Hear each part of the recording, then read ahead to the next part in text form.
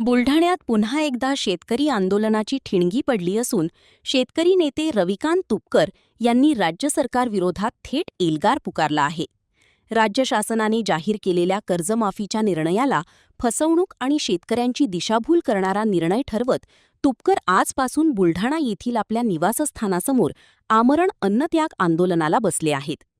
सरकारने जाहीर केलेली योजना ही कर्जमाफी नसून बँकांची थकीत कर्जे वसूल करण्यासाठी आणलेली वन टाइम सेटलमेंट योजना असल्याचा गंभीर आरोप तुपकरांनी केला आहे. शेतकऱ्यांच्या नावावर राजकारण करणाऱ्या सरकारने प्रत्यक्षात कर्जबाजारी शेतकऱ्यांच्या जखमेवर मीठ चोळल्याची टीकाही त्यांनी केली. राज्यातील प्रत्येक शेतकऱ्याला विना अट, विना निकष सरसकट कर्जमुक्ती मिळाली पाहिजे. तसेच नुकसानग्रस्त शेतकऱ्यांना हक्काचा पीक विमा मिळाल्याशिवाय आंदोलन मागे घेतले जाणार नाही, अशी ठाम भूमिका रविकांत तुपकर यांनी घेतली आहे. तुपकरांच्या या आक्रमक पवित्र्यामुळे बुलढाण्यासह राज्यातील शेतकरी आणि राजकीय वर्तुळात खळबळ उडाली आहे. आता सरकार या आंदोलनाची दखल घेणार का? शेतकऱ्यांना सरसकट कर्जमुक्ती आणि पीक विम्याचा न्याय मिळणार का? याकडे संपूर्ण महाराष्ट्राचे लक्ष लागले आहे.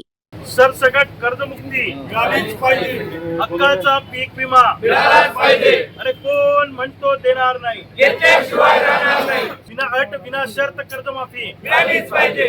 फसवी कर्जमाफी मान्य नाही, मान्य नाही, मान्य नाही. महाराष्ट्रातला शेतकरी मोठ्या प्रमाणामध्ये आत्महत्या करतो आहे. सरकारनं सांगितलं होतं की आम्ही महाराष्ट्रातला शेतकरी सरसकट कर्जमुक्त करू, सातबारा कोरा करू, आणि 1.5 वर्ष उलटून गेलं, 5 वर्ष झाले तरी हे कर्जमाफी द्यायला तयार नाही. आम्ही जी कर्जमाफी मागतो आहे, आम्ही माफी मागत नाही, आम्ही मुक्ती मागतो आहे.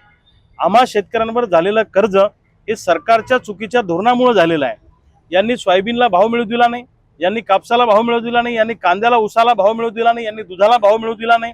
जेव्हा जेव्हा भाव मिळण्याची व्यवस्था तयार झाली तेव्हा तेव्हा यांनी निर्यातीवर बंदी आणली आणि सोयाबीन आयात करून सोयाबीनचे भाव पाडले, तेल आयात करून सोयाबीनचे भाव पाडले, कापूस आयात करून कापसाचे भाव पाडले, आणि दुर्दैवानं शेतीमालाचे भाव पाडल्यामुळे आमच्यावर मोठ्या प्रमाणामध्ये कर्ज झालं. आणि म्हणून आमचं कर्ज फेडणं ही सरकारची जबाबदारी आहे. आणि सरकारनं आता आम्ही शेतकरी नेत्यांनी आंदोलन केलं नागपुरात, तेव्हा आम्हाला आश्वासन दिलं होतं की आम्ही 30 जूनपर्यंत कर्जमाफी देऊ. पण दुर्दैवानं इतक्या जाचक निकष आणि अटी त्या कर्जमाफीमध्ये घातल्या गेले की 10 ते 15% शेतकरी सुद्धा त्या कर्जमाफीमध्ये बसणार नाही. उदाहरणार्थ 2019च्या कर्जमाफीमध्ये ज्यांना लाभ मिळाला त्यांना फक्त 50,000 रुपये मिळणार आणि वरचे पैसे त्यांनी भरायचे. म्हणजे ज्याच्यावर 5 लाख रुपये कर्ज आहे त्याला 50,000चा लाभ घ्यायचा असेल तर 4.5 लाख रुपये भरावे लागतील. म्हणजे त्याला सावकाराच्या दारात जावं लागेल.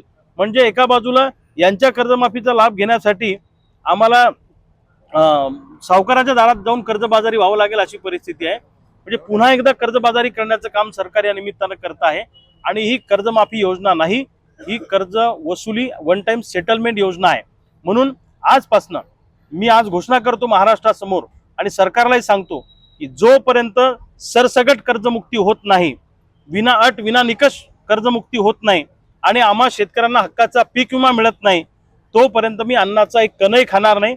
माझा जीव गेला तरी बेहतर, माझा प्राण गेला तरी बेहतर, पण मी आंदोलन थांबवणार नाही. माझ्या डोक्यात एकच आहे की महाराष्ट्रातला शेतकरी सरसकट कर्जमुक्त झाला पाहिजे, अशी आम्हा सगळ्या शेतकऱ्यांची मागणी आहे. मी महाराष्ट्रातल्या तमाम शेतकऱ्यांना आवाहन करतो की मी बुलढाण्यामध्ये माझ्या निवासस्थानासमोर आजपासून अन्नत्याग आंदोलनाला सुरुवात केलेली आहे.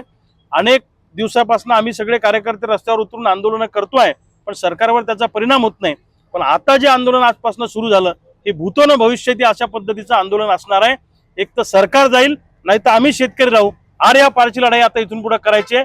कर्जमुक्ती घेतल्याशिवाय थांबायचं नाही, या निर्धारानं आज आम्ही या ठिकाणी बसलेलो आहे. आणि आपल्या माध्यमातून महाराष्ट्रातल्या शेतकऱ्यांनाही मला सांगायचं आहे की शेतकऱ्यांनो, घरात बसू नका, रस्त्यावर उतरा. आपलं आंदोलन आपल्यालाच करावं लागेल, लक्षात ठेवा. आपल्यासाठी स्वतःसाठी आपल्याला रस्त्यावर उतरायचंय. तुम्ही जर आता रस्त्यावर उतरले नाही तर आपली कोणी सुद्धा दखल घेणार नाही. त्यामुळं एकट्या रविकांत तुपकरने अन्नत्याग करून हे सुटणार नाही, तर मी तर करतोच आहे, ते माझं कर्तव्यच आहे. तुम्हीच आम्हाला आमच्या हातात नेतृत्व दिलेलं आहे.